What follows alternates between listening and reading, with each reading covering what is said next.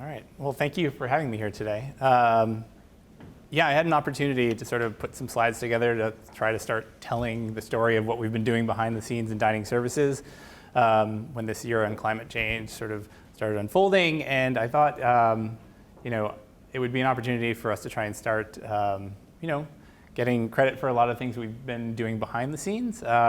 We don't do a great job of marketing. If anybody's been in the dining rooms, you don't necessarily know where the food is coming from. And it's something that we are keenly aware of and oftentimes spend more time doing the work than telling everybody that we're doing it. So I welcome this opportunity, and I'm really interested in what your questions are too, so I'll leave plenty of time. But don't worry about, if you have an immediate question, just stop me and I can try and say, well, we'll get to that, or if I can answer it right now, I will. But here's a brief agenda. I wanted to talk more about New England and the institutional purchasing that can really have an impact far beyond just what you see on your plate. It's sort of why I got involved in this. I was in restaurants and I didn't feel like I had as much authority or as much power to really influence what was happening in agriculture and to the climate. So just to give you a little bit of background, I started with a number of other colleges, something called the Farm and City Campus Network. It is a group of prep school and college directors who wanted to sort of share best practices. We came under the umbrella of FINE, which is a Farm to Institution New England. They offered to sort of help administer our meetings and our gatherings, and we've started a monthly webinar series where we talk about what various schools are doing so that we can sort of learn off of other higher education institutions. And through that role, I was asked to be on the advisory committee for FINE. And so FINE works to sort of leverage all institutions in New England to buy more farm-to-table food. So it's not just colleges, it's K through 12s, it's hospitals, and they're getting into corrections now as well. And so they do this big survey every 3 years to sort of get a pulse of where we are at as a region, and that region is defined as New England. They're partially funded by something called the Henry P. Kendall Foundation, which we've been able to partner with on some grants, which I'll talk about a little bit later too. And they are moving past just sort of being a network for people to collaborate with to sort of having specific goals and trying to leverage their expertise. And so they've aligned with something called the Food Solution New England 50 by 60 vision. So this is based out of University of New Hampshire. But basically, this is a little bit of the landscape. So there's a lot of farms, and between these institutions, about 20% of all the meals served in New England are coming out of an institution. So this is not insignificant. If we were able to really leverage this power, you're going to influence the palates of a lot of people in the region. Some who might be here temporarily. I mean, there's a lot of academic institutions that bring people from around the world, but to influence what they eat and then have that spread when they return home or move on to another institution. It was really seen as a way to catalyze a group of operational directors to sort of aggregate our collective purchasing and really leverage it. So we have gotten past sort of the nice to know you and really started working on how do we influence big food and the big suppliers to bring in the foods that we want to be buying. So this is sort of the scope of who we're working with on how we get this. And the survey they do, over half of the colleges respond to. So it's every 3 years, and we get really good data around what a college is buying. So the colleges roughly are spending $57 million on local food. And so that when I say local in this context, we're talking about New England. I'll talk a little bit about something called the Real Food Challenge too, which broadens our definition a little bit. But this can have an impact on farmers. We don't have a lot of big ag in New England. We do have some, and we definitely have some processors who exceed the sort of $5 million threshold in annual sales. But I mean, the more we focus on this, the greater the impact in our local communities and in the farmers' financial sustainability. So I wanted to get back to the 50 by 60 prize. But this is not the prize. This is the food vision, and it's based out of a think tank at UNH. And they think that New England should be producing 50% of all of its own food by 2060. And they have sort of goals to get there. Some of them are a little controversial. They're advocating for more deforestation, to put in more grains. So there's, it's not without controversy, but it is, a path where we can say this is the diet that we need to be eating, and here are some steps we can be taking now to get there. The deforestation isn't called for right now. So they have come up with like palettes of what students or at the K through 12, at the college, or patients in hospitals should be eating. So this is sort of a breakdown by food category, as we call it. And it's like over 35% of it is animal-based currently. So in the omnivore's delight, it's supposed to get down to about 18%, right? So like we have a long way to go as a culture to cut our animal intake in half. It doesn't go to complete veganism, in the interim. It's saying like let's shoot for an area where we still have animals in our system. We still have the ability to utilize that fertilizer for more plant production. But it gives us a goal. And so FINE has adopted a 30 or 20 by 30 position. So they're trying to get all these institutions. Colleges, by their self-reported numbers, say they're at about 21%. Now, they get to define local however they want. And no one's sort of auditing that data. But in conversation with them, a lot of them count like their local bakery, where none of the grains are coming locally. So we're still trying to work on our metrics transparency a lot to get a better, more accurate count of where we are as a region. But colleges are obviously a little bit further ahead than K through 12 and hospitals, which are at about 16 and 12%. But this sort of gives us a target to work towards when we think about like, if we want to be buying more locally, what should we be growing? What can we grow? And what should consumers be eating? So I sort of take that lens on what we are serving here. As you know, winter's coming, and it is sort of the end of the produce season. There's been a lot of work around season extension. There's hoop houses. There's heated greenhouses.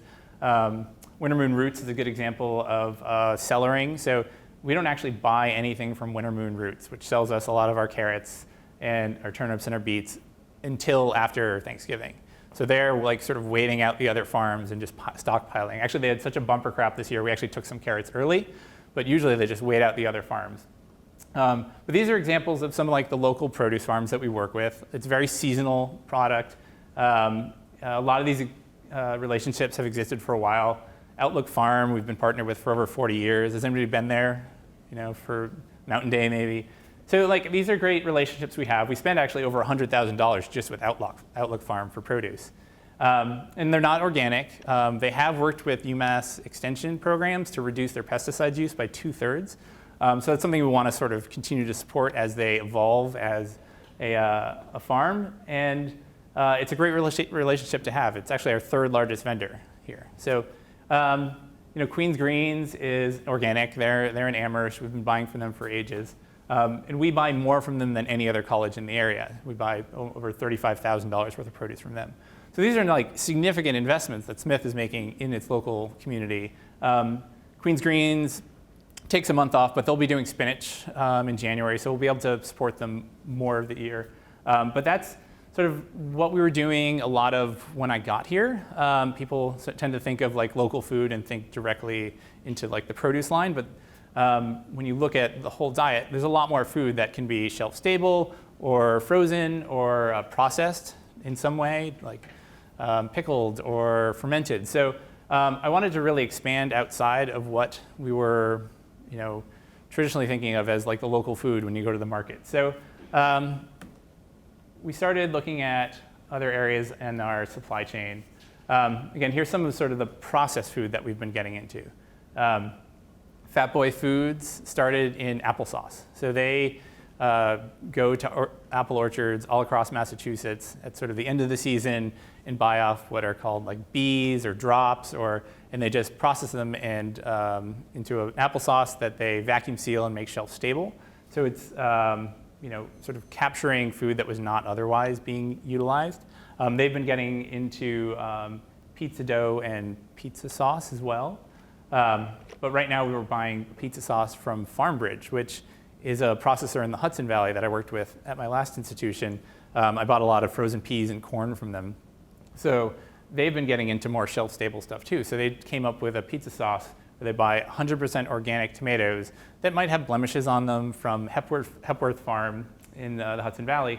And I was able to do a switch to that by buying it all at once. So when we were buying like cans of processed pizza sauce throughout the year, I said, just send it to me all at once. So they drop off 3 pallets, which is roughly about the size of that whole desk area, worth of pizza sauce once a year. And it was able to do that like at cost neutral because I'm not paying for twice a week deliveries, and they can not have to store it. So we don't have a ton of refrigerated or frozen storage on campus, but I'm trying to take advantage of these sort of opportunity buys to make these switches more cost neutral. Not everything we want to be buying is going to be the same cost or sometimes even less, but it's usually going to cost a little bit more of a premium to get something that's certified organic or comes from a local source. There's a few ways to mitigate that, and I'll talk a little bit about that in a minute. But Mycoterra is a good example of a product where we started getting a little more comfortable in our relationship as a buyer. I try not to put pressure on farmers to drive the price down. I don't see that as a place where an institution like Smith should be working. So when I talked to Julie Coffey, who just opened a brand new facility in South Deerfield, which is now the largest mushroom farm in the state, she had been selling us some shiitakes occasionally, mostly for special events. But I said, like, what will it take for us to sort of help you meet sort of some volume demand? So I said, is there any volume at which the price will come down? And we were buying about 1,200 pounds of shiitakes a year. And so she was like, yeah, well, if you commit to 2,000, I can drop it a quarter a pound, which actually got us within 10 cents of what we were paying commercially anyway. So I was like, great. So we'll just figure out a way to use up 800 pounds of shiitakes. So we just sort of either incorporated it where we were using a button mushroom or added more menu items that included it. We started offering more noodle bowls where we could utilize the stems in the broth to make like a vegan broth as well. So getting better yield out of the product, sort of doing some switches on the plate so that we were able to get the price where we needed it. Hostel is another example of sort of some of these relationships, like we had to reach out. Some of them were existing, but once we became known as somebody who was interested in working with local vendors and local products, they started coming to us, which was great. So Hosta Hill approached us and said, we want to sell you some of our fermented products. They do all of our kimchi now, but we were buying it from a vendor out in Boston, and traditionally it's made with fish sauce, and we have a significant number of students who are vegetarian or vegan, and so we wanted to sort of bridge that gap and offer some kimchi, and so they decided to come up with a formula for us to do a vegan kimchi. And again, this was sort of like a little bit of a negotiation. We said, well, how much do we have to buy? They were selling it for $40 a gallon. We were paying like $25. They said they could do it for $32 if they cut it with a few more carrots and made it vegan, and if we bought 25 gallons a month. So we said, sure. So last year we bought 25 gallons a month, which is a little more than we needed. So we've dropped that to 20, but they see the value in the partnership, and they have the price the same this year. They also grow a lot, so it's not certified organic, but a lot of the produce that they grow comes from their farm at Hosta Hill, which is just outside Pittsfield, where their processing facility is. They share it with Fire Cider, who does like a spicy cider vinegar. Oops. So yeah, that's been a great relationship. We actually started talking to them about other krauts as well, so we're trying to find other ways to bring their products in. Beans and grains, it's an area of the 50 by 60 plan where New England really has an opportunity. So these are some of the relationships that we've worked with. Vermont Bean Crafters is doing some of our bean patties. They're doing falafel. They're doing some tofu. Farmer's Ground is in New York. It's actually certified organic as well. So we picked some breads that are on the cycle menu that we're already baking from scratch, and we're able to just sort of reformulate to use a local product. It's actually really competitively priced, far better than 4-star. We actually, we wanted to use a lot more 4-star. It's only in Northfield, Massachusetts. So we actually spoke to Hungry Ghost, which already buys some of theirs, to work with us on products. And we said, well, how about if you do all of our pizza crusts? And so they said, sure, we'll try that out. And it took them 3 days to do enough pizza crusts for one meal service. And it filled up their entire freezer as they baked them and froze them to get. And they said they never wanted to do that again, and that they'd be happy to, on occasion, sell us some bread. So we help them out occasionally when they have, they have snow days too, right? They're just a walk-in population. So a lot of times during the winter, if they're working with let me back up. They're working with a sourdough starter. So they're already committed to what they're making tomorrow, today, or sometimes even days out, because you have to feed mother and keep it going. So they have to bake sometimes. So oftentimes, when it's a slow day, they'll say hey, can you come buy some bread? They try to donate some. Some places won't take it because it's too tough or too weird, as they say. But we'll try and buy off whatever we can from them to help them out when they're not able to meet their lower demands at the retail market. But Berkshire Mountain Bakery, which is based out in Great Barrington, they do our pizza crusts in large volumes. So they also do a sourdough starter, and they use organic flour from Montana.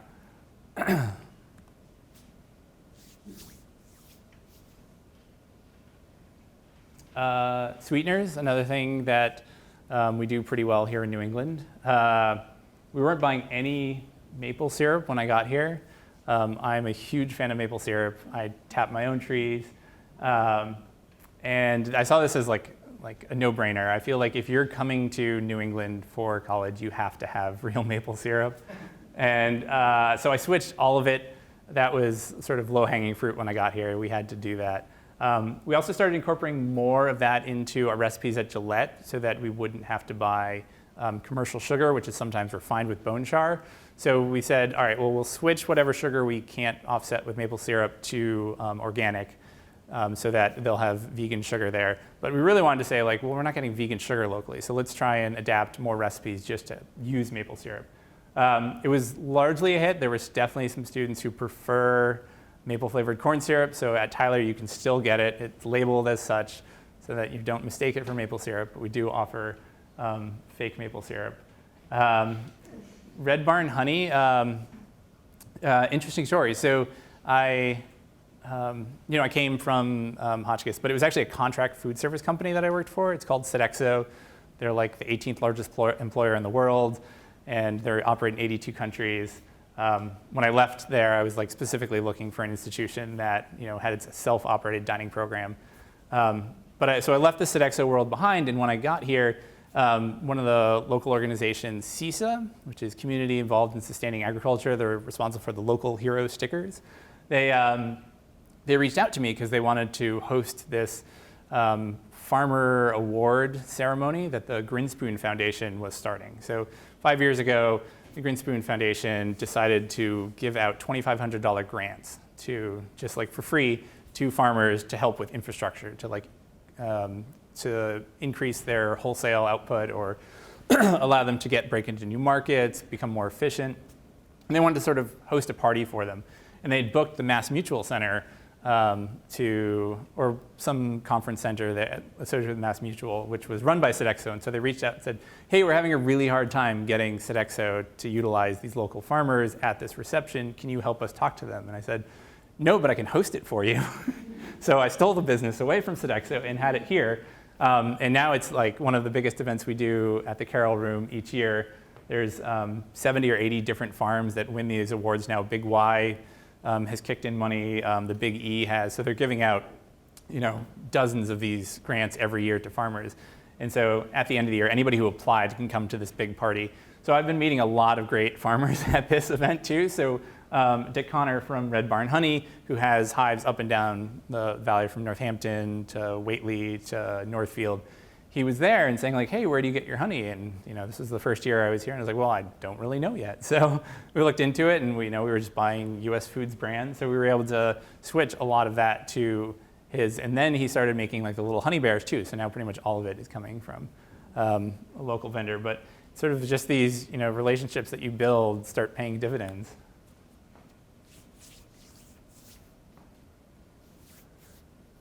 Dairy. So New England is also known for its dairy, and it's one of those areas where I felt like we really needed to be doing a good job. We were buying a lot of yogurt from Side Hill, not as much as we could. Since I got here, we started buying like the individual portioned ones too, so they're now available at Shape and Grab and Go. That was always sort of commodity yogurt before. Maple Valley Creamery. I think I might be here as long as like even the seniors, but we didn't actually have ice cream very often 4 years ago. It was rare. They had like novelty ice cream out a lot, which has a really high price point, and they were individually wrapped, and they used terrible ingredients. So I said like, it'll cost the same thing to switch all of our ice cream over to a local vendor who. So admittedly, Maple Valley doesn't produce all of their own milk. They do a raw milk on their farm in Hadley, but they aggregate out of Vermont, so it's not like hyper local. But it is coming from dairy farms in the St. Albans co-op, and so we just said we're going to stop buying all of these novelties and all of this waste and just switch all of our ice cream. So this is another example of like where we sort of reframe the conversation with like, here's what we want to serve. How do we get there versus sort of adding something on top. We were to say, we occasionally will buy novelties. We do it for like the, senior week and I think on the Draper competition. But a few times a year we'll buy these novelties. But there's just such a difference in quality when you consider buying fresh ice cream. And they'll do like any flavor we want, which is a nice added bonus. Likewise, our liquid dairy, as we call it in the industry, so like your half and half, your milks, that was all coming through Agrimark.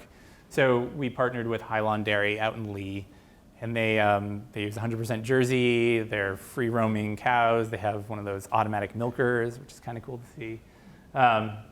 So they took on all of our liquid dairy, although we've just recently switched to Maple Line for the campus center because Hylon doesn't do the individual packs, and we're selling, with all the cereal packs that they sell at the campus center, none of that milk was coming locally, and so I felt like, dairy is one of those areas where we need to keep improving probably faster than we are just because of the nature of the dairy industry right now.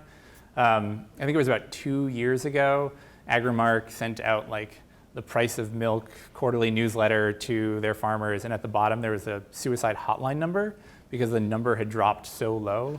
The farmers I talked to say they need about $21 per hundredweight of milk. And right now it's about $17. So they're losing money with every gallon they sell. So it's really one of those areas where I felt like, if we're going to be buying dairy, we need to be supporting local vendors for this. So Maple Line is now doing the campus center so that we can even switch out just those little cartons that were coming from U.S. Foods.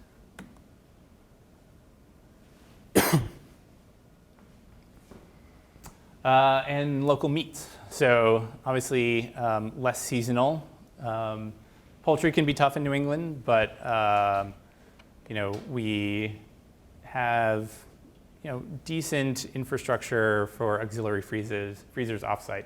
But the biggest impact I want to have in sort of our meat purchasing is to really rid the supply chain of added hormones and antibiotics. So hormones are only legal in beef at this point. You can't add hormones to poultry or pork. So it's sort of, you can isolate like the added hormones just by switching beef. And we've switched about half of our beef to antibiotic and hormone free, all of which is coming regionally. And that that's up from about 10% when I got here, but still it's not totally there. We actually got a grant to increase that even more, and I'll talk a little bit about that at the end. But antibiotics, I'm not sure how familiar you are with the concept of superbugs or antibiotic-resistant bacteria. So more than half of all the antibiotics produced in this country are fed to animals. So this is so that they can live in unlivable conditions, right? Like they will just get sick without it. So they're subtherapeutic prophylactic antibiotics just to keep them alive long enough to process them. So aside from like the humane argument against doing this, there's just the potential to create resistant bacteria for these antibiotics that are also used for human consumption. So like, MRSA is an example of this antibiotic-resistant bacteria. And if we're not careful, we're not investing lots of money as a pharmaceutical company to develop new antibiotics. So we're going to like lose the ability to fight these infections at some point if we're not careful. So that's sort of one of the baseline tier of what we're trying to tackle in terms of our meat switches. Ideally we get to certified humane, which includes no antibiotics or hormones, but like baseline we're trying to get antibiotics out. So a lot of our poultry is now going to be antibiotic free. As of last year we switched to Harvest Land, which is a Purdue product. Purdue as a company is going to be antibiotic free by 2022, but they have an antibiotic line now. So every whole muscle meat, except for something called random chicken, which is just sort of like an unsized boneless, skinless chicken breast. Sorry, some of these are industry terms, but like, so that is all antibiotic free. The plus size is also halal. So we made that switch last year. That's sort of where we focused a lot of our budgetary increases were on the meats. So we're at about a quarter of our poultry being certified humane or local, and about another 10 to 15% of that is antibiotic free. Pork is about a third of it is coming locally antibiotic free, and then about half of our beef.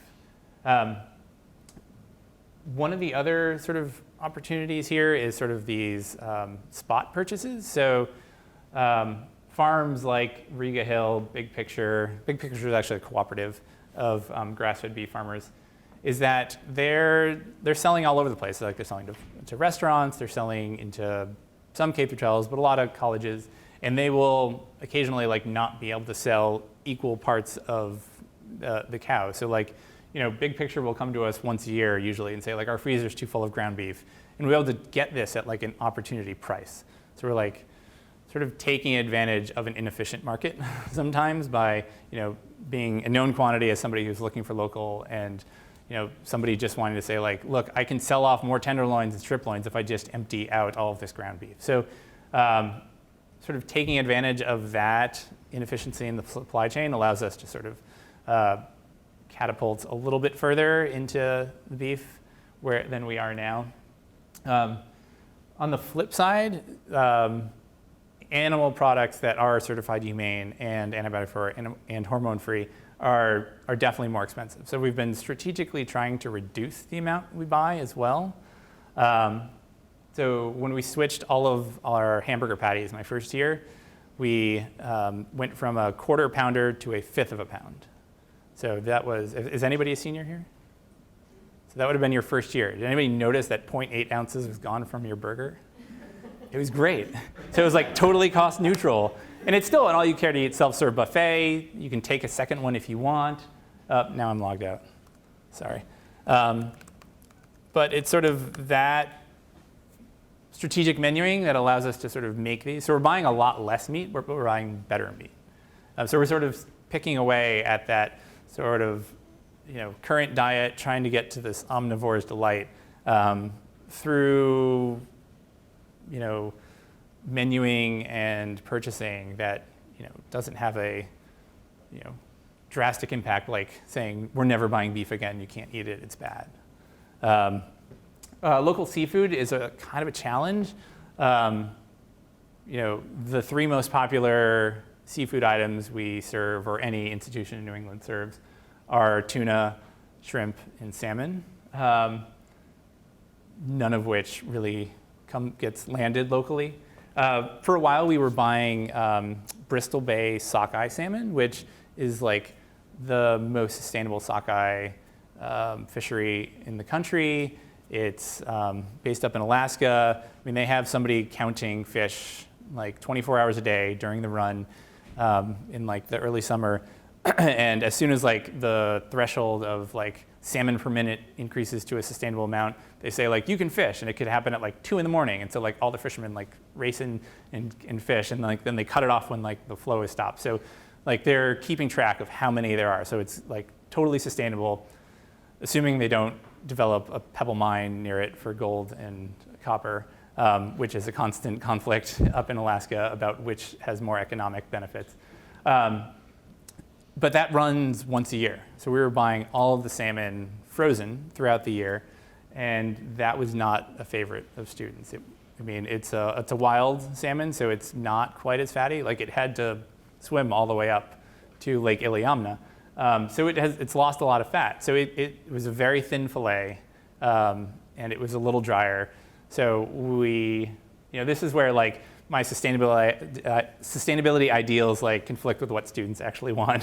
So like we switched to a Maine farmed salmon, which has that traditional like fatty flavor. Most salmon is farmed at this point, so palates have sort of developed to prefer farmed salmon at this point. So regrettably, I gave up the wild salmon that was sustainable. Although the Monterey Bay Aquarium, which does the seafood watch for sustainability in seafood, has said that it is a good alternative. And we are keeping the jobs here in New England by buying the Maine farmed salmon. But we try to feature a local fish whenever we can through Red's Best, which is this small company based in Boston that developed this great software to essentially take a lot of the bureaucratic paperwork out of the system. So they like developed an app that like will simultaneously file paperwork with 3 different national and local organizations every time seafood gets, changes hands, it has to be filed. So they are working with dayboat fishermen who can sort of sell off 10 pounds or 50 pounds of something, whereas like, a large fish company would say like, it's got to be at least a ton before they even want to work with them, because it allows them to say like, well, this is what we're catching in the volumes that the ocean can support. So we're buying them. They're aggregating from a few different fishermen.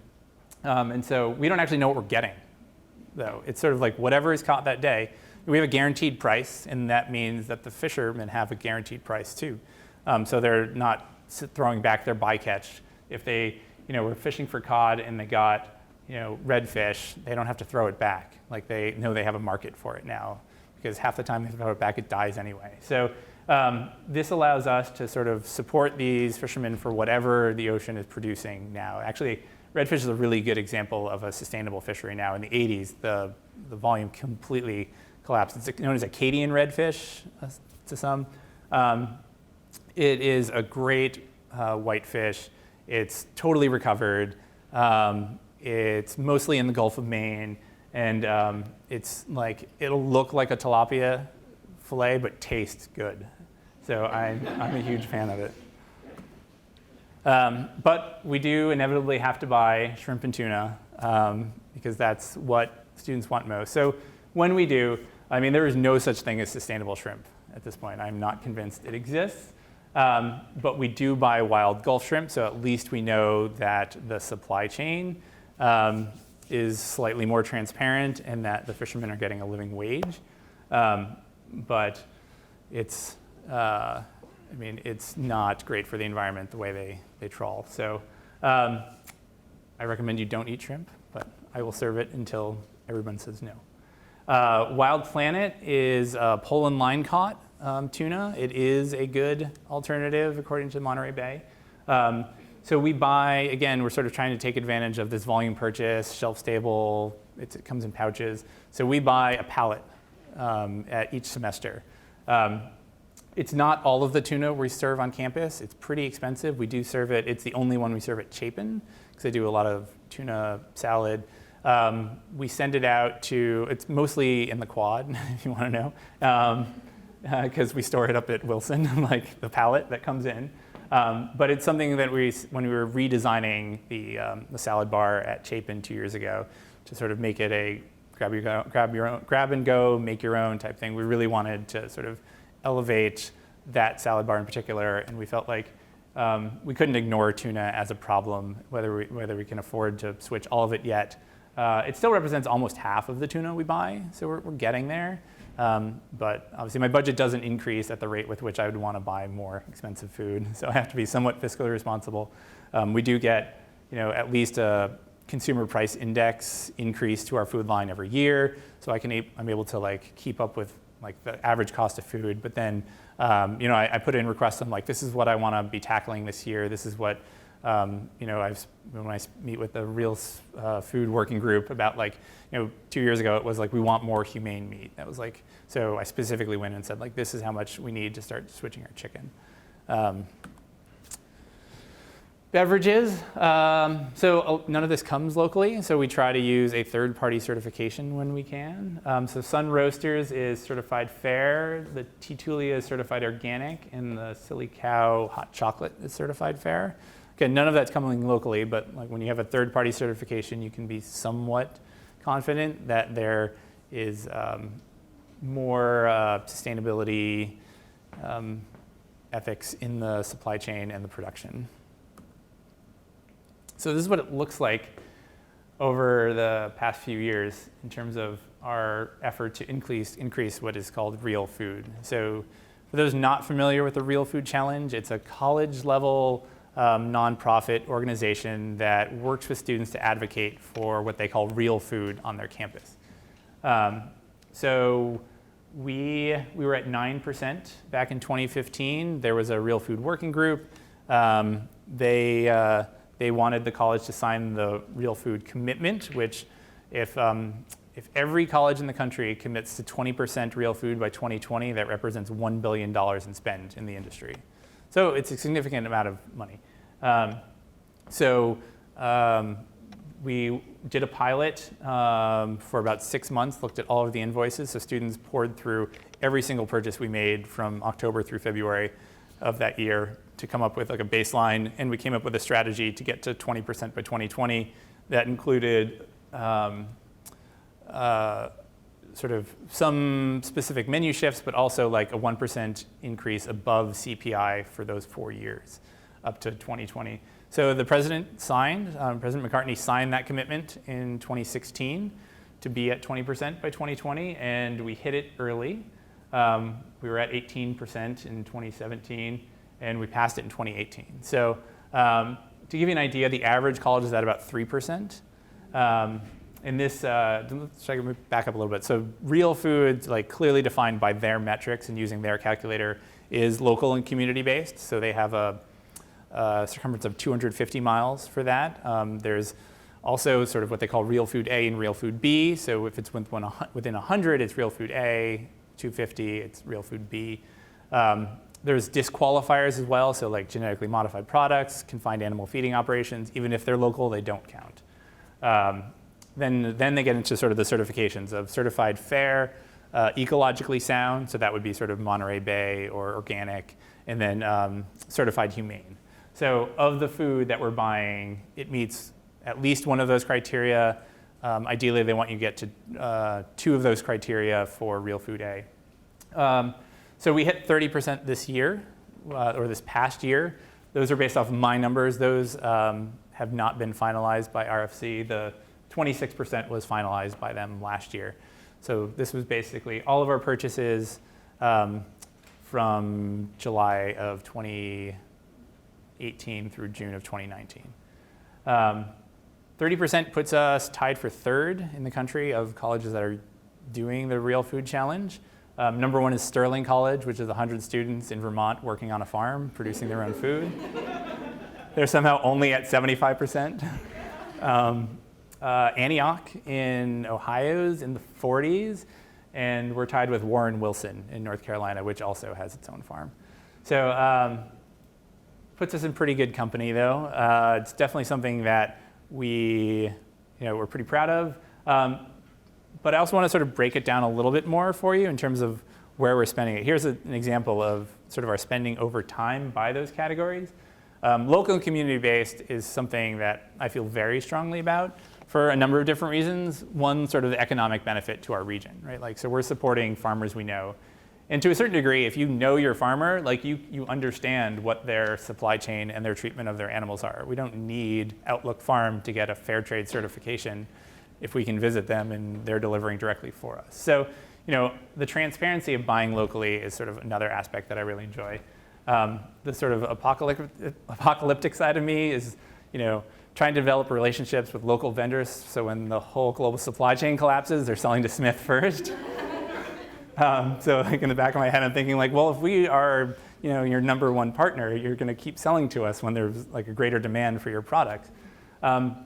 It also sort of, I get this consumer price index increase each year, but the more I opt out of that global supply chain, the less my prices are going up. Like Queen's Greens has actually gone down in price since we started buying from them because they've been able to scale up, and they got 2 grants from the Grinspoon Foundation, and so they're packing more efficiently. They're selling in Whole Foods. So like, opting out of this supply chain allows me to like get an increase to afford to be in that, but then actually spend more locally.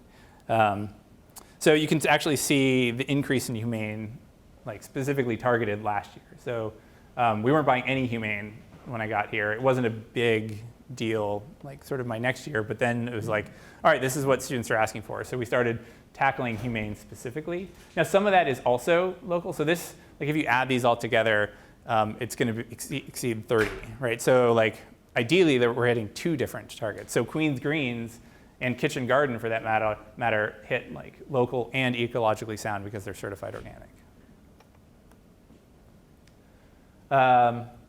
So here is our effort to reduce our animal products. We're down about 3.2% over the last 4 years. Not where to the 18% that we need to get to, but it's definitely gone down. Unfortunately, it hasn't all gone to frozen. It's mostly gone to produce, which means students are eating lots more fresh vegetables, which is good. The other thing is this is based on our dollars spent, not our poundage. So like poundage is really hard to get out of a vendor. They, even when you get like a workable spreadsheet back from them, they'll have like 4/5 pounders in the cell where you would just want like a number of pounds. So like going through thousands of lines of code trying to figure out how much you actually bought for something, or they'll even say like an average pound of what it would be. So, I mean, they don't want you analyzing your data because then they know that you can switch it easier. So there's only so many hours in a day. I spend enough time going through all of our food lines, classifying them by category, identifying what our total spend is so that if I know I'm going to market, I can say, here's what we buy. I try and break it down even more so into specific cuts or specific produce items. But this is sort of a high-level look. So even if we're spending more on beef, we're buying significantly less, but we're spending more per pound on it. So it's 3.2% of our spend. I would say our actual usage has probably gone down twice that. So we're probably 6% less. Something I'm going to try and start demanding more of. This is sort of in my other role in Fine, the sort of transparency that we're looking for. So I'm trying to leverage vendors to give better reporting, working with a company called Project Waste Not, which is based in Northern California, that does sort of blockchain reporting from like farm to vendor to creating like a purchasing dashboard for the end consumer so that you can see pricing across a few different vendors. You can make real-time purchasing decisions, but also get real-time reporting data.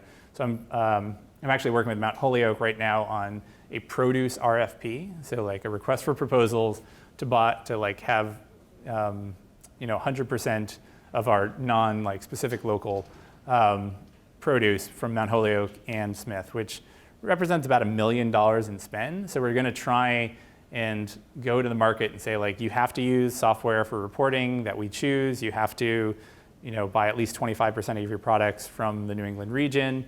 We'll still have exemptions so we can continue our partnerships with Outlook and Queen's Greens and Kitchen Garden. but saying like, we want a partner who's going to try and meet these goals.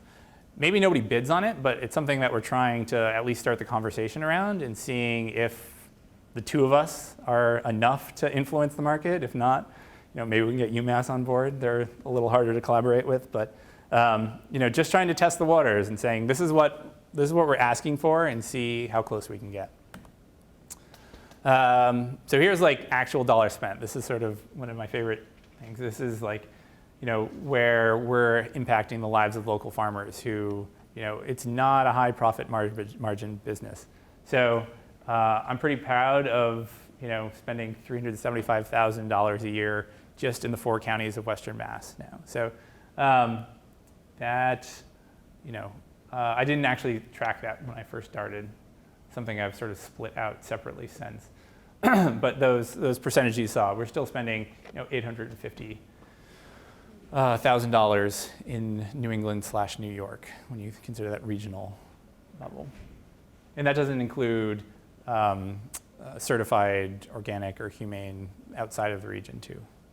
So all told, Real Food is spending over $1 million or spent on real food products. So we talk a little bit about like how we've been doing that. I talked about the burger. We've also occasionally started serving a blended burger, which has mushroom as 30% of its content.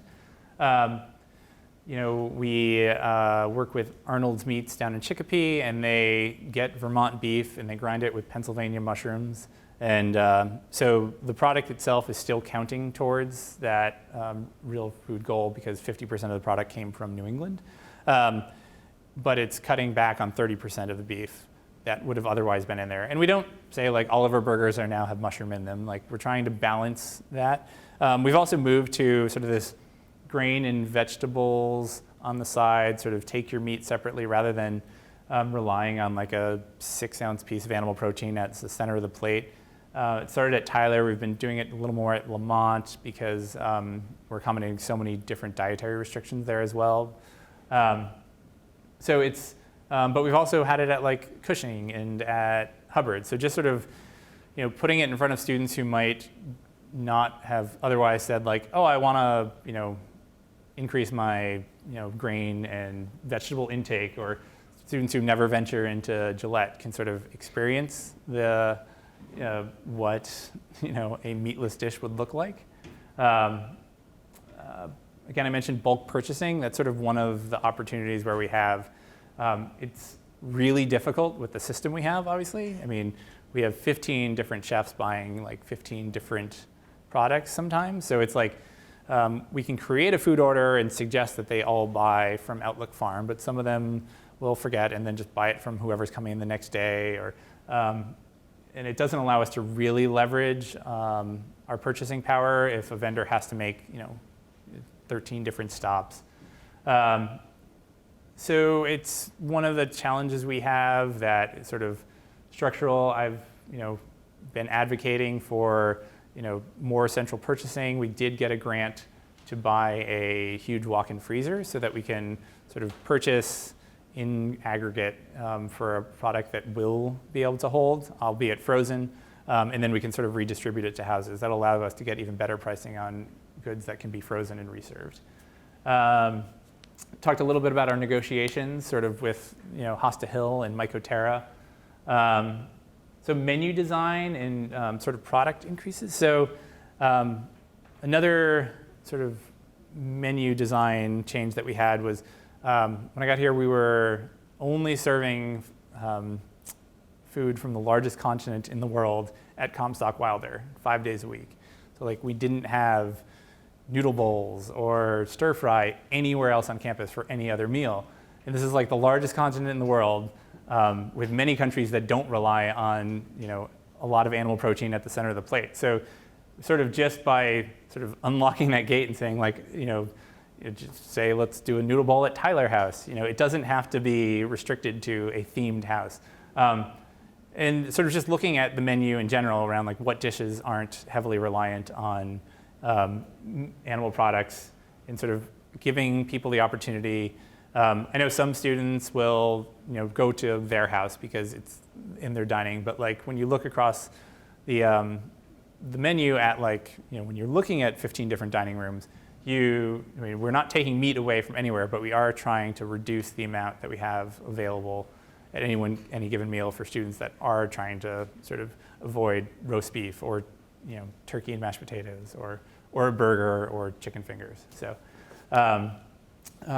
waste reduction and product utilization. So again, I mentioned we're trying to utilize more of the musher stem, but that it moves beyond that. We're trying to make more of our own stocks so that when we are buying meat, we can utilize the bones instead of buying a salted soup base. Other examples are sort of menuing products more than once. So staff who are working in one house all the time sort of feel like you can't serve the same product 2 days in a row or even twice in 1 week, which leads to a lot of one-time purchasing. And when you're trying to guess how much to buy, you can have lots of leftovers that way. So saying it's okay to serve broccoli 2 days in a row because you're going to be able to utilize that broccoli tomorrow or at least in another dish. There was a lot of staff pushback around I want a new menu every day and I don't want to have to utilize this leftover. But sort of offering these retraining opportunities. January is one time where we do tons of training across the organization where we actually focused specifically on food waste last year. We had a screening of Wasted, the story of food waste, narrated by Anthony Bourdain. Anybody seen that documentary? Highly recommend it. It really got the staff thinking about the food that they see every day. And we actually have a student intern now focused on food waste who's going around interviewing staff. I'm trying to figure out which kitchens have best practices in place so that we can share those, but also seeing if there's some common themes around what they see as the challenges so that when we're tackling it, we have a few more data points around what is every kitchen struggling with in terms of food waste. That I do a fair amount of sort of dumpster diving, just going through the compost bins and seeing what could have been reused. I've got some good photos of that.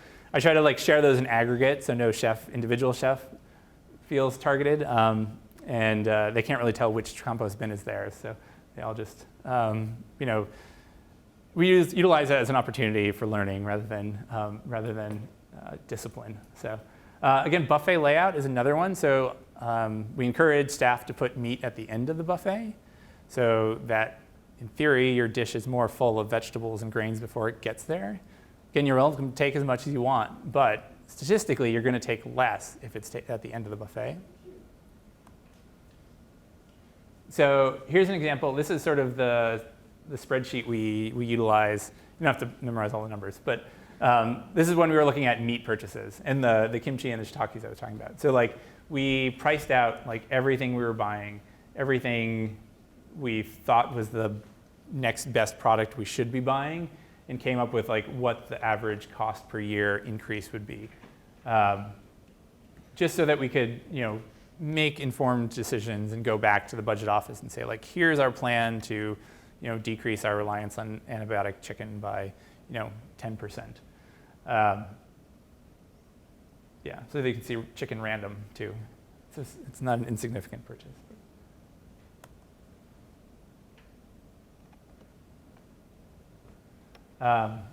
So one area that we really struggle with is food waste.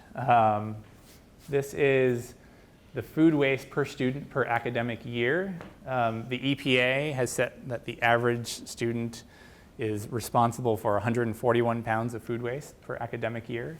We're at about 230. There's a few schools that are doing it better. For some reason, the Valley is really bad at this. Mount Holyoke, UMass, and Smith are all above average on this.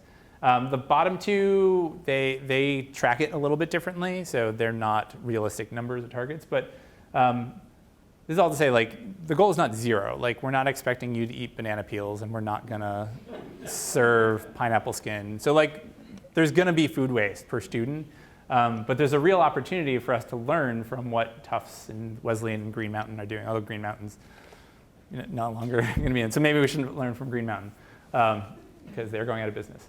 But if we were to say, look at what our savings would be if we were to just not have bought that food that we wasted in the first place based on the rate of waste per student at these schools. We would have a significant amount to reinvest. Like Tufts alone, like if we got down to Tufts food waste per student, we would have another $400,000 a year to invest in more local and regional food. And that's based off of, again, another EPA average. So they say food waste is worth $1.17 per pound. So that's sort of where I came up with the dollars on this. So there's a real opportunity. Like this is our piggy bank to like keep blowing past 30%.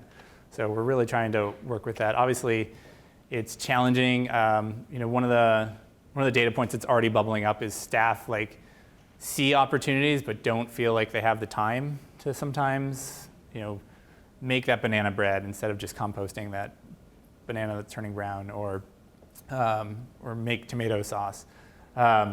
So these are just sort of opportunities for discussion and thinking about like, well, how do we sort of gather all those back together and find some way to reprocess and repurpose. It's an ongoing conversation. It's something that is not easily tackled. We have more locations than we have managers at this point. So like, even if you have a great idea, there's nobody there to tell it to necessarily. This is obviously not ideal. It is getting composted for the most part. We're not sending it off to an incinerator or sending it to a landfill to produce methane. It is being composted, which obviously has its own carbon inputs or exports. But it's really not just like the financial piggy bank. It's really a climate issue that we need to have a serious discussion about how comfortable are we with like not having any idea how many students are going to show up, because the staff right now fear running out, and so they're all over producing right now, not knowing where you're going to go to dinner, because they want you to have a good experience. Like they don't want. I mean, we still run out sometimes, but like this is sort of a factor of like the no idea how many people we're going to serve at any given time.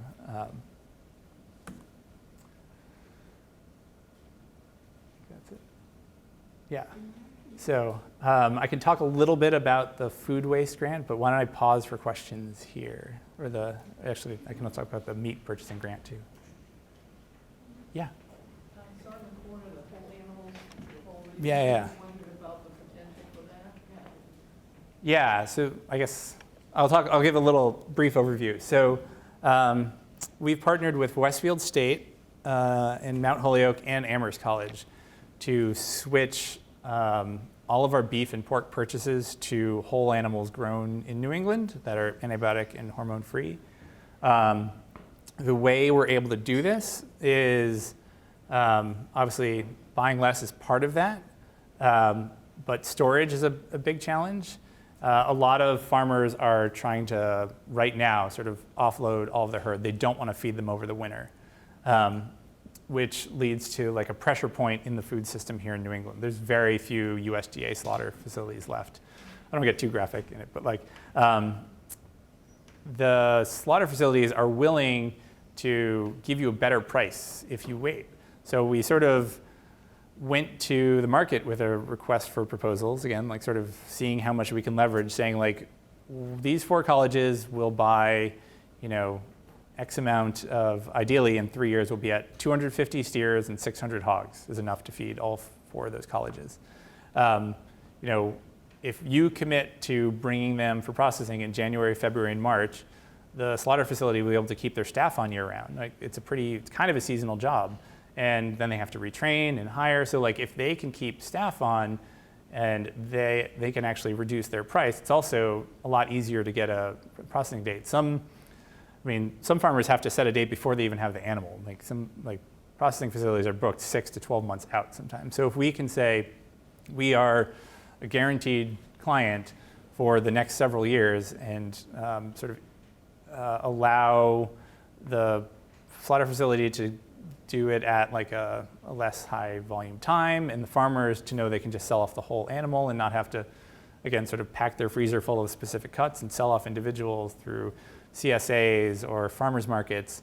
It's sort of a win-win, and what we did is said, like, you tell us how much you need to make. So we didn't say what we were willing to pay to anybody. We just said, you bid, And they came in anywhere from like $2.75 a pound to $6 a pound for beef. And so we said, well, we can pay $3.25. So everybody at $3.25 and down, we'll pay everybody $3.25. So we're not even paying anybody $2.75. So we're paying some farmers more than they're asking.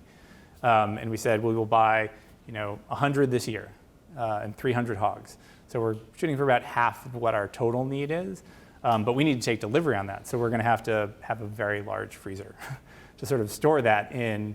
But it allows sort of a point in the supply chain that is really under pressure to like expand a little bit. Allows a farmer that might be considering getting into the wholesale market or wanting to keep more land and pasture or increase their herd a little bit. I don't think we're going to bring anybody into the livestock game, and that's not really the goal. We're sort of trying to provide an opportunity for farmers that are struggling. And actually, there was an article in the Gazette like 3 weeks ago about one of the hog farmers up in, where is he? Goshen, yeah. Hilltown Grazers, who was like considering like just going out of business, which would mean like there's even less local pork available and more going to the commodity market. And he said like this is single-handedly keeping him in. He actually got a loan from a bank to increase the like the housing for them. I mean, they run wild through the woods, but he wants to like put in a structure for them up in the sort of main feeding area that he has.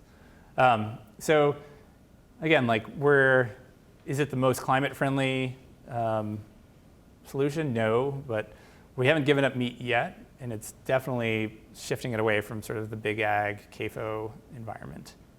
So that's sort of what this is. There's a lot of numbers, but these are sort of our beef pounds. Amherst hadn't reported yet, but it gives you an idea of how much we're buying. So it's not insignificant. So these are some of the, so I was doing a little bit of this at Hotchkiss when I left. We were at about 43% real food when I left Hotchkiss. And so we're partnering with them because they obviously have done this more. My chef became the general manager when I left. So he's helping us sort of implement the project. Yeah. So we're going to start taking delivery in January. Other questions? Yeah. I'm wondering if there's a talk of decentralizing dining. I know that's kind of like a really overwhelming thing to do probably, isn't it? Because we have all the institutions, all the structure in place for systems we have now. But Yeah. I'm wondering what that's talked about. Yeah. So is anybody familiar with the residential experience working group that took place last year? So the trustees appointed a working group to look at housing and dining at Smith and see what the opportunities were and where students today want housing and dining to go.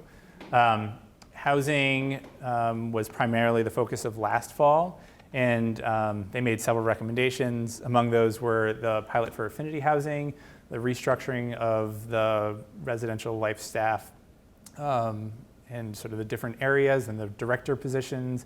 And then there's more services for students and like conflict resolution. I think Becky Shaw's new position was born out of that. So like those recommendations were adopted, I guess is the word, at the fall trustee meeting.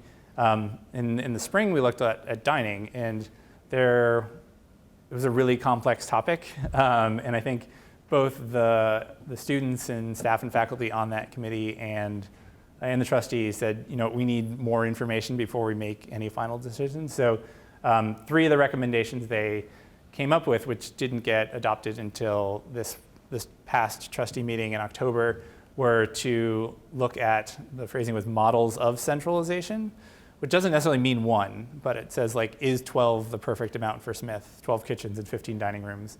If not, what is? And then, but also look at feasibility models for meal plan verification, so that we know that the students who are eating are paying into the system and that we're getting good data to make production decisions out of. And then the last was, aside from all of this, whether or not models of centralization go anywhere, let's look at what a central purchasing, receiving, and storage would look like, so that we can take more advantage of.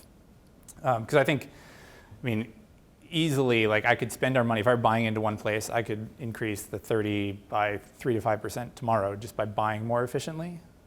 Yeah.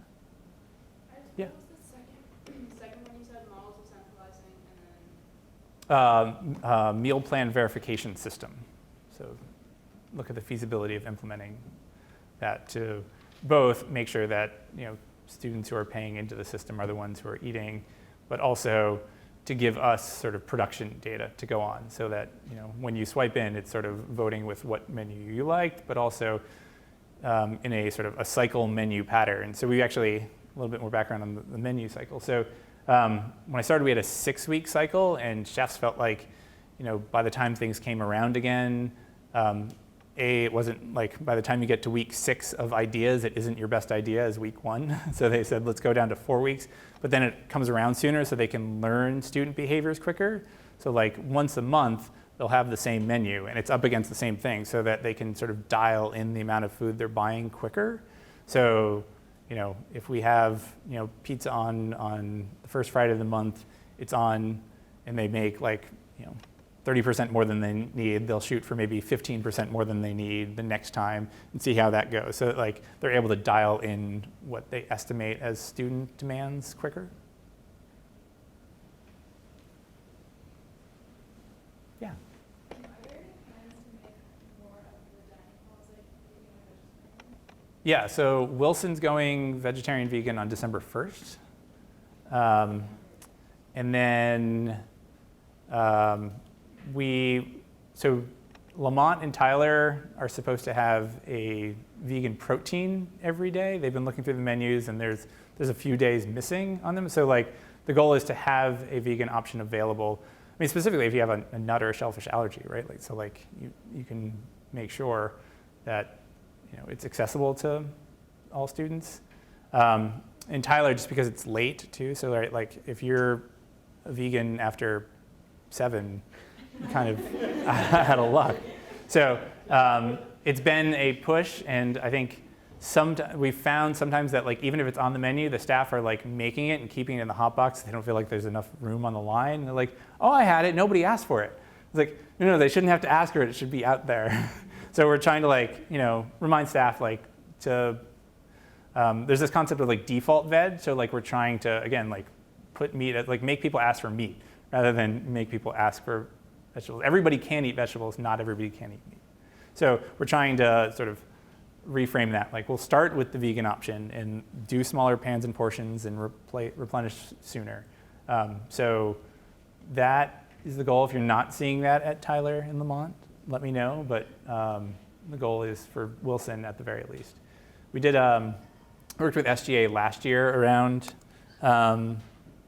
vegan options, and we did a survey of the houses that aren't doing an accommodation right now. I think we came up with King, Cushing, Chase, and I don't know if it was Chapin or Hubbard. Like we put 4 in the student survey saying like which one would you want to become vegan? And it was like 25%, 25%, 25%. And then which one would you not want? And it was about the same. More people didn't want King than any other one, but like there was no real consensus around where it should be, and that's when we were like, well, it kind of needs to float a little bit. So at that point, we're like, well, there needs to be one in the quad at dinner, and there needs to be one so like last year, we said like, all right, Lamont is going to have a vegan protein at lunch, and it'll float around the quad, a vegan protein at dinner. And now we've tried to sort of catalyze that a little bit more. And so for the breakfast menus, we have like a 4-week cycle, and they sort of run sort of offset on them.